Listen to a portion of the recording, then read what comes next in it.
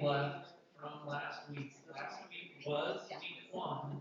I accidentally printed week 2's notes, and then I also printed them weirdly and inverted them to where they were upside down on one side. So this week we don't have that. If you like notes, they're on the back seat back there. I put them in the back this time.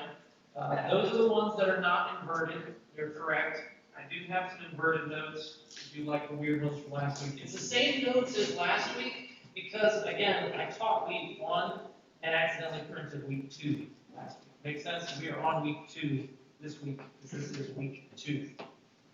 So, last week we basically opened up the topic of stewardship and we read the example in Matthew in chapter 25, which was the parable of the stewards with the talents. We saw that, number 1, God was the master, pictured in the story there. We saw that He owns everything. We saw that God gives people their wealth. And then we saw the servants were a picture of us and our stewardship. We learned that we don't own what we own, and we're stewards of what we've been given. And then we saw some quick examples. I did kind of run out of time, but we saw poor stewardship and faithful stewardship. So this week, what we're going to look at, this is kind of the last week of the broad spectrum of stewardship. And if you look on the back of your notes there, it kind of gives a little outline. I have an ambitious goal for next week, and that is the section that says money there. I'm going to try and do all of that next week. So again, if you need notes, let me know. I think we've still got a couple at least. So this week we have a continuation of that overview of stewardship, but we're looking at the particular aspect of faithfulness. That's what we're going to look into. And I pared this down quite a bit from last week because I felt like I just had too much material for a short time. And it's Mother's Day, and we got to get out of here by 11:45. So that's what we're going to do. So if you look there on your sheet, we see the first little section there after the introduction. It says, "Why does the faithful servant go to hell?" And then it references a section of that passage from last week. So we're going to get a point. I'm kind of going to give this in a point first and then give some questions afterwards. And the reason I'm doing that instead of asking questions first is I kind of want to get our gears turning in the right direction first. Because sometimes you get a question out there and your gears aren't even turning yet and it just gets really quiet. So I'm going to try to get the gears going first and then we'll get questions. So why does the faithful servant go to hell? I mean, does anybody want to take a stab though before I cut you off? For not believing. Okay, you said for not believing. Tom, what were you going to say? I was just going to say that the Bible teaches that without faith it's impossible to please God. Okay. Were you going to add to that? No? Okay. So, what does that mean for the talents then? Like that, he buried. Does that have anything to do with him not going to hell? Any ideas and thoughts? Going to hell? I said not going to hell. Did you have one, Riley? Or you just sticking your finger? Okay, gotcha. Okay, so point 1. The unfaithful servant goes to hell because his actions in stewarding revealed his lack of faith in his master, which you guys hit it on the head, essentially. That's why he ends up going to hell. This doesn't have to do with him not doubling his money, right? Like everybody else doubled their money for the master in the story, in the parable, and this one servant didn't double his money. He was left with what was left because he buried it. Therefore, he went to hell because he didn't double his money, right? No, that's not the case. His actions revealed his lack of faith. His absence of faith would be probably the better word to choose. He had no faith. He had misrepresentations about his master as well in his mind of what he was and who he was. That contributed to his lack of faith. So, there's a quote that came out of the little study here that I thought was interesting. Stewardship isn't about separating the good Christians from the better Christians. It's about whether or not you have saving faith or you don't have saving faith. Then I have a verse, Romans 8:29. For those whom he foreknew, he also predestined to be conformed to the image of his Son, in order that he might be the firstborn among many brothers. So the idea here is that true believers, essentially why I quote that verse, well, the idea that's going on is true believers look more and more like Christ every day. And that's going to pan out in your stewardship as well. Today, right now, hopefully a year from now, in your walk with Christ, you will be a better steward than you are currently today. And for me. Does anybody have any thoughts on this unfaithful servant and going to hell? So I'm going to move on. I've got some more questions and stuff here. Going to go fast. Okay. Next point. I gave myself the inverted weird paper.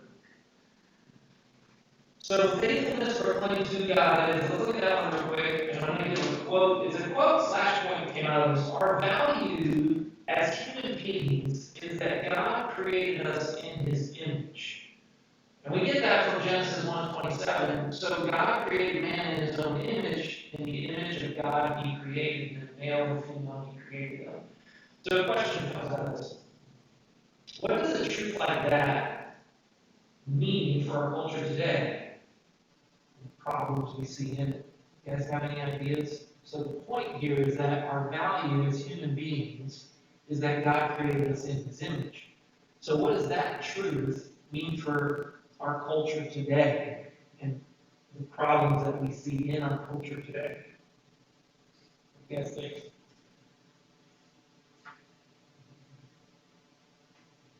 On a personal level, it means that we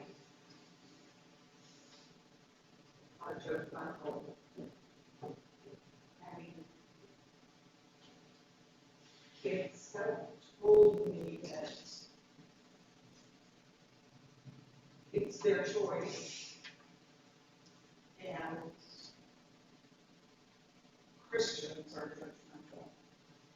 That really opened my eyes, because I didn't think that I was being judgmental. I just believe that it's all right. So I want to change my attitude, because it's all right. Yeah, so we as human beings, fallen human beings, we're going to have, I'm going to call it ticks that are bad, just ingrained in us because of the fall, right?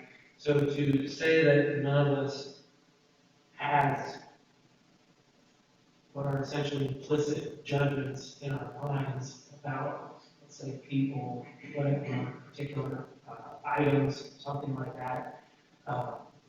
We can't say that we aren't going to have those, because they are going to be there, because we're fallen human beings.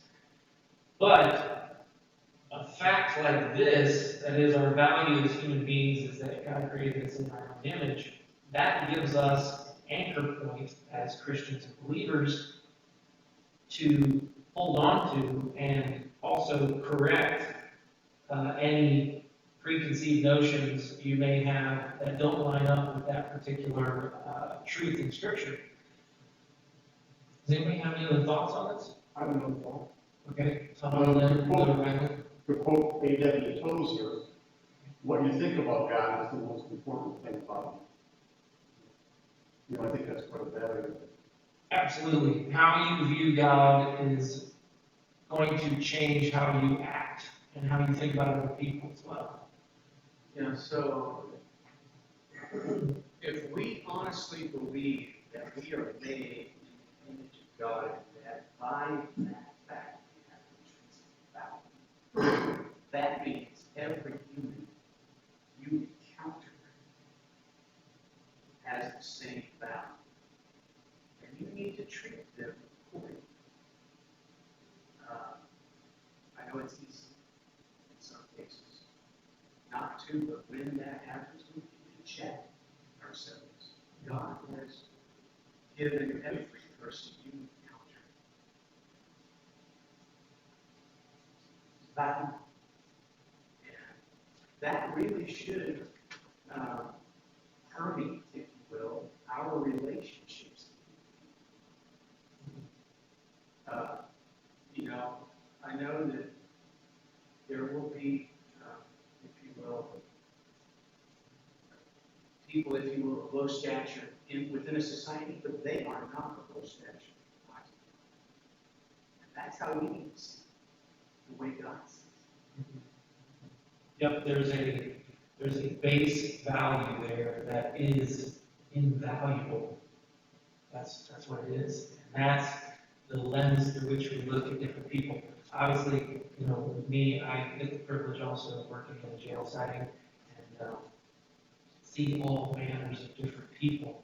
And one of the things that I constantly try to remind myself of is the fact that this person is made in the image of God. No matter how marred that image is, there's that base value there that needs to be attributed to the individual. Sometimes, oh, I forgot to turn that off. Should I turn it off or is it bothering you guys? If you go over to the computer and go to the top left, I think it is, of the screen, it says clear all.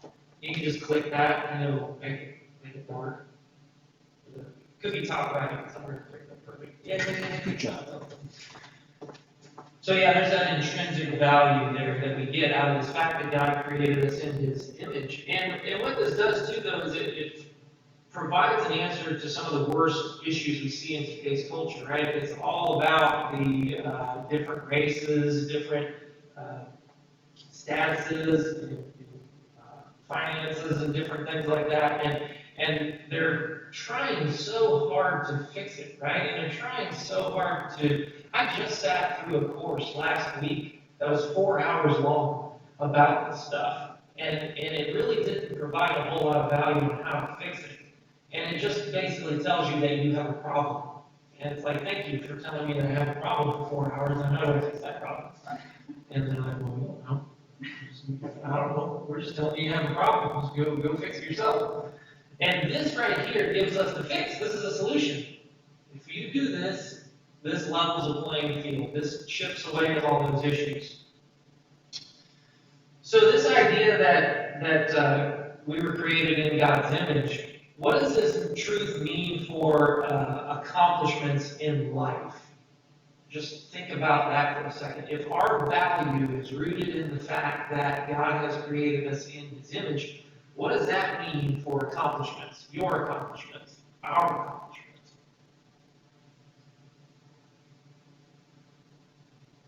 And I'll just say too, remember last week I declared this place a safe place for dumb questions. Remember, because the only dumb question is the one not asked.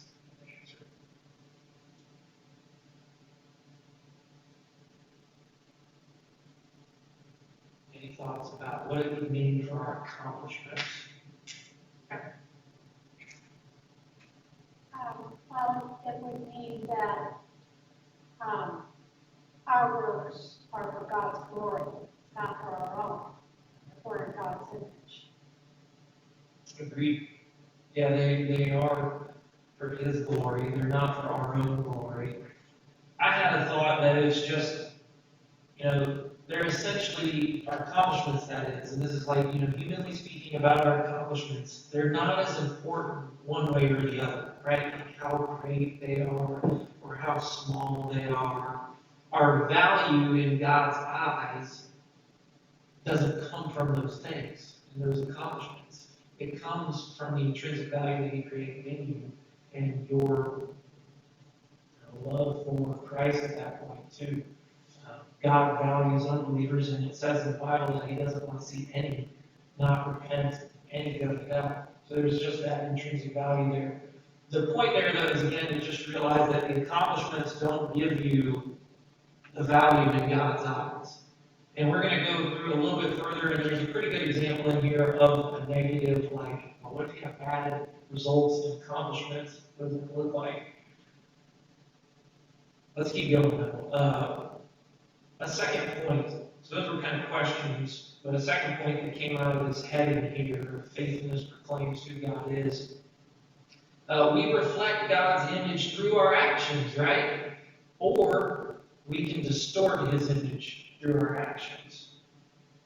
How do you think that we distort this image through our actions? If we're not acting in a godly manner, we're not reflecting God. Yeah. We're reflecting poorly on Him when we act contrary to His Word. Anything else? That was for you, Andrew, in the back. Anything else? We have an inside joke going on in our small groups about that phrase.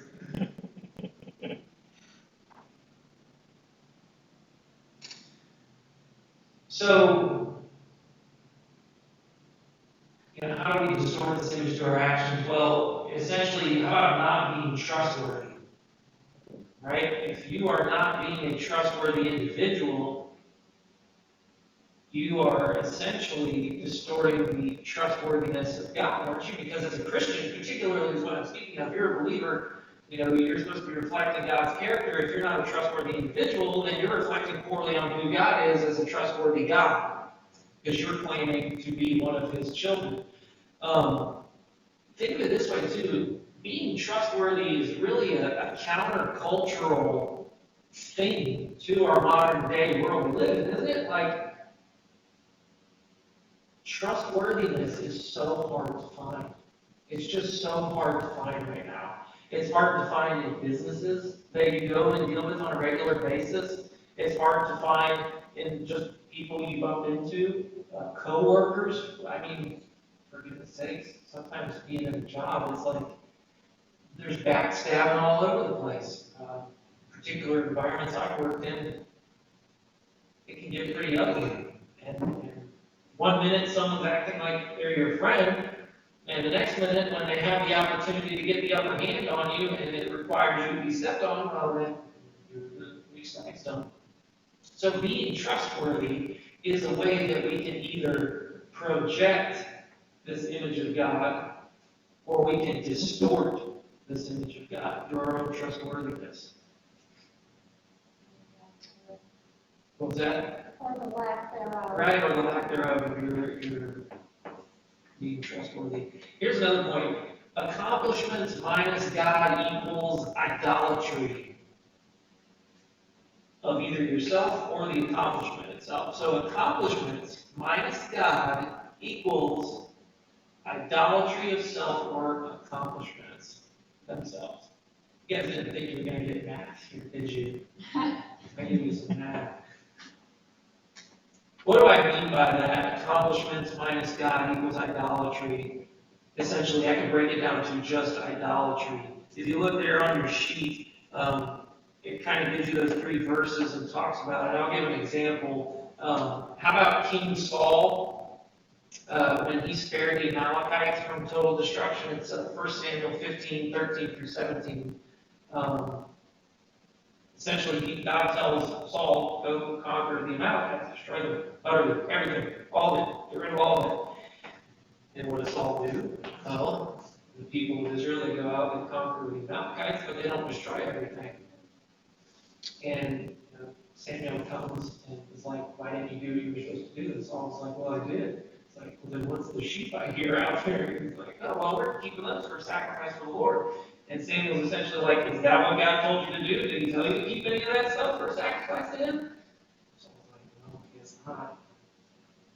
Pretty obstinate. That's that idea, though. See, Saul did an accomplishment, right? He did something that was what he viewed as a positive thing. He partially followed God in that scenario. But in that moment, really, the accomplishment, it was minus God, because he chose to take half of it, not all of it, and he turned it into essentially an idolatry of the items, the things, to give back to God.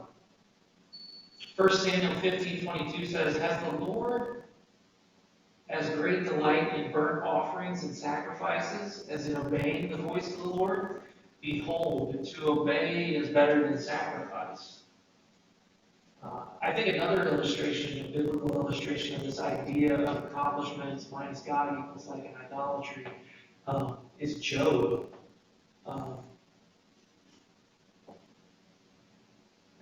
But Job is really, to me, he's the flip side of it. He was long suffering through his suffering.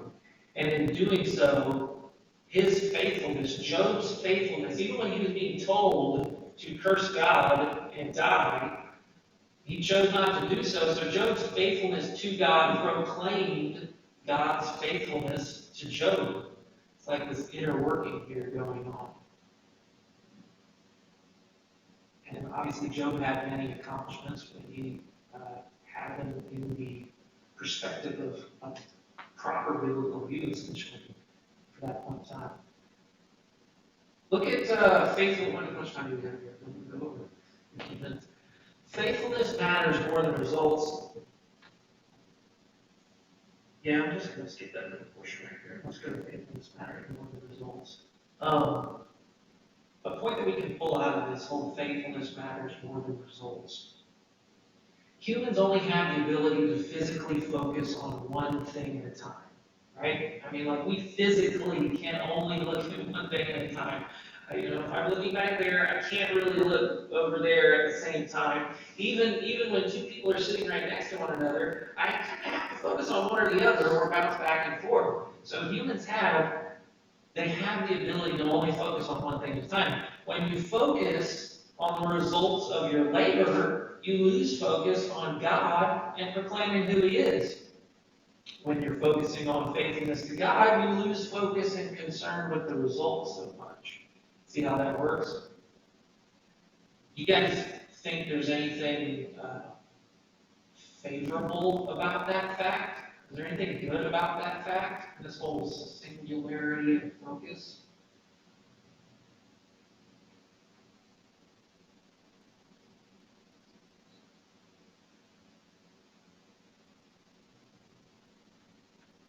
Too confusing? Confusing because this week? That's okay. One of the things I really like to do is challenge thinking. Push people to limits thinking wise. I also try to write it down so at least you're doing. Okay, how about this?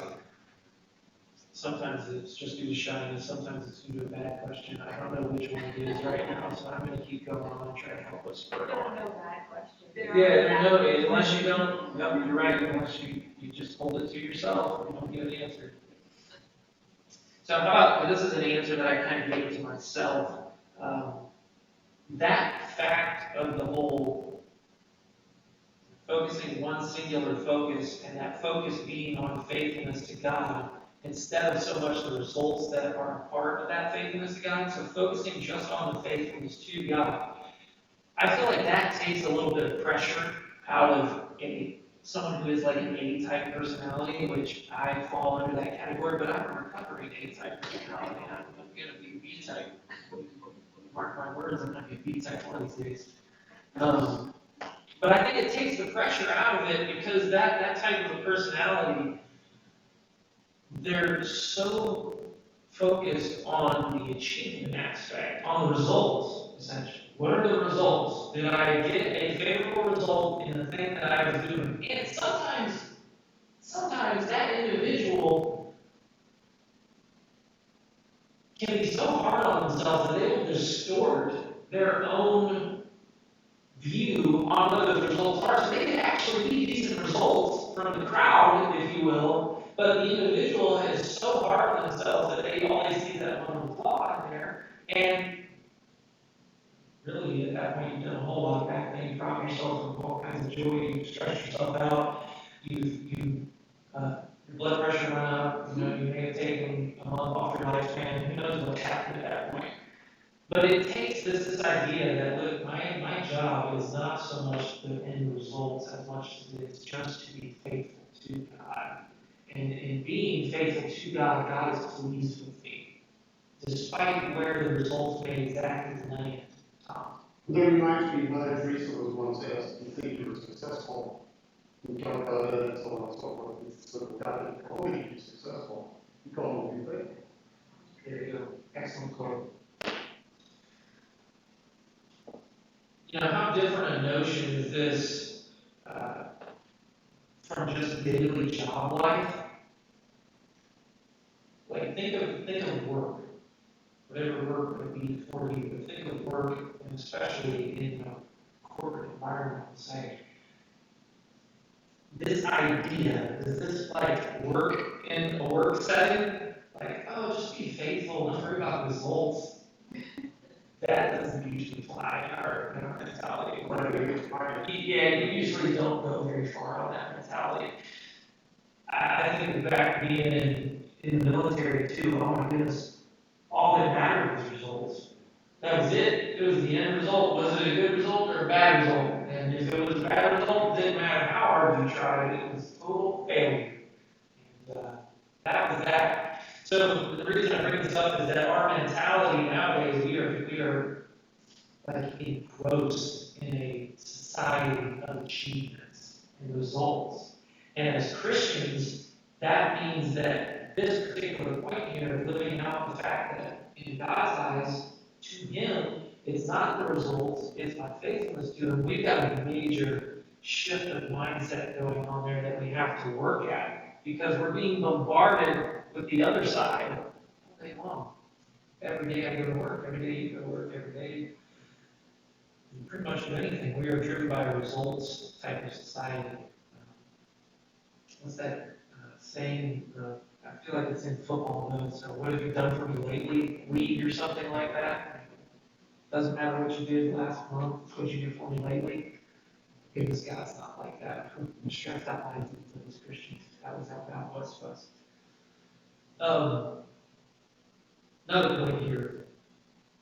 Obviously, favorable results are not a bad thing when we are focused on being faithful to God, right? So we're not trying to say here that favorable results are like a bad thing or something that you don't really like. It's okay to have favorable results, and we're saying the exact same thing about unfavorable results.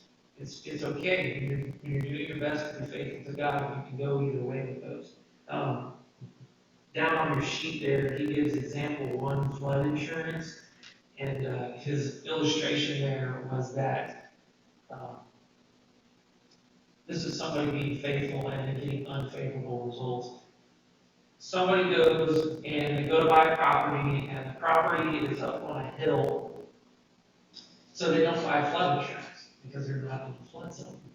Well, giant rainstorm hits, and his property floods for whatever reason. He's getting a little fanciful with this illustration, but for whatever reason, you have a Noah's Ark situation again, and his house is now flooded. He didn't get the flood insurance, but was he being unfaithful? Was he dealing poorly? No, he was doing what was logical and best in that situation. His results ended up unfavorably. He's not a bad individual, he didn't do the wrong thing. He did the right thing. So that's the idea just about, look, unfavorable results sometimes happen. Probably not if you buy a house on a hill and it's flooding, but, take that and apply it to something else in life. What? How big was the hill? How big was the hill? That's right. Was everything else around him a flood zone and that one hill not a flood zone? That's immediately what went into my mind too. I was like, it's an illustration. I don't use it. Verses that kind of illustrate this point, really, we just think of, back to Matthew 25, when it's supposed to be a parable of the stewards with talents, those who double their talents. That's the positive side of it. They were faithful, they ended up with more, to please their master. So that's the flip side, if you will. Let's jump down to what does faithfulness look like? Point that comes out of this, faithfulness looks like obedience despite the end results. So what do we mean by that? Faithfulness looks like obedience despite the end results. Anybody have any thoughts on what that would look like if you next of? Yes. Well, I see that as you're given intuition, let's call it, to do something, and you're not sure, and you finally do it, and it didn't turn out the way you wanted it to, but the way it was meant to turn. You're exactly right, yeah. I think we could almost talk about whenever you, when you minister, it's scary to go out and tell people about Christ, and if you're being faithful, even if you lose that friend or family or that relationship, it's not actually a result of something faithful. Right, yeah. So you're being obedient despite that end result, with essentially living the gospel, sharing the gospel, that type of thing. Obedience to God is being faithful to God, and sometimes the end result isn't favorable when we choose obedience, because it means usually not being obedient to something else in some instances, right? Like, okay, for instance, I'm talking about the fact that just like Bo had, the passage that we had looked at, the apostles, right? They were told, do not preach Jesus anymore. What did they go do? They went and preached Jesus. Well, they were faithful by obedience despite the end result, which was, the old-fashioned prophet. Got brought up. So that's a great picture. What are some possible scenarios in real life where this might play out? Well, I can think of like work, not getting a promotion or something because of your particular beliefs. Interestingly enough, at my other job, I can kind of see some of this playing out a little bit because they're creating these new like task forces and stuff, and they're really bent towards a modern perspective of society and what's happening. And I can see that the people who are, they're opening it up to everyone. Hey, come, you want to be a part of this? You can be a part of this. And I can see that those people are becoming the new in-clique of powerful individuals in the company, if you will. And, they're just normal people in the company, but then they go and they attach themselves onto the stuff that's happening. And next thing you know, they've got quite a say in what's happening in the company. They're gaining a lot of power through it. And, the people who are choosing not to get into that stuff, they're kind of getting, you're getting packed down a little bit. You're getting pushed aside, not to the forefront at least. School, family, friends, right? I can think of scriptural references. Daniel in the lion's den. He was obedient with faithfulness to God, even despite being thrown into the lion's den. I say too, Daniel in the lion's den, right? He prayed, right? He was told not to. Essentially, his decree went out, don't pray. He prayed anyways, and he just kept on living his life. There's always the notion I've heard of, he was defiant. He went in there and he opened up those windows and he sat there and he prayed as defiantly as he possibly could towards the government. I don't think that's what Daniel did. I think Daniel just went about his normal business on a daily routine. Like, I did this before, I'm going to keep doing it. It's not like he was purposely trying to, stick it to the man, so to speak, in his actions. I think of Esther and her ethnicity revealed to King Ahasuerus. There was that moment where she revealed that she was a Jew. Well, she could have died in that moment, right? She was obedient to be essentially just a good person by not letting the rest of her culture die off while she sits in the lap of luxury. Christ in the cross, right? Obedient to death. Look here, we're basically out of time. You brought up Esther, right? You have to throw Malachi. Yeah. So that's the one third point. Yes. So the concluding kind of point here is faithfulness to God rests ultimately in God's sovereign hands too. I don't want to get too far. I don't want to put too much on the believer, right? We've got to make sure we put this in proper perspective, and that faithfulness to God is God's gift to you, right? You don't muster it up yourself and get faithfulness to God, because then what is that doing? It's a doing of your own doing at that point. So without the gospel, you would fail 100% of the time to be faithful in God's eyes, right? So that's the catch to being faithful to God, is we don't want to just leave it there in our own laps. We have to understand that through the gospel and the power of the Holy Spirit, that's where we get the faithfulness ultimately from. Without that, you got this much faithfulness. True. So, all right, well, that's the end of this lesson. So, how do we pray and do this? And I won't get beaten by an angry mob of others. All right, let's pray. Lord, thank you so much for your word. Thank you for the fact that your gospel is what gives us our faithfulness to you, your Holy Spirit, your power, Christ. Thank you that it's not just left in our laps to be faithful. But at the same time, Lord, please help us do our parts. Help us to study your word, to say something when it needs to be said, to just live a life that reflects you. We ask these things in Jesus' name. Next week we'll talk about money. Woo-hoo! I'm probably crazy in thinking I'm going to cram 4 weeks into 1 week, but that's okay. You're crazy. I am a little crazy. And it's a good thing, though. Oh, thank you.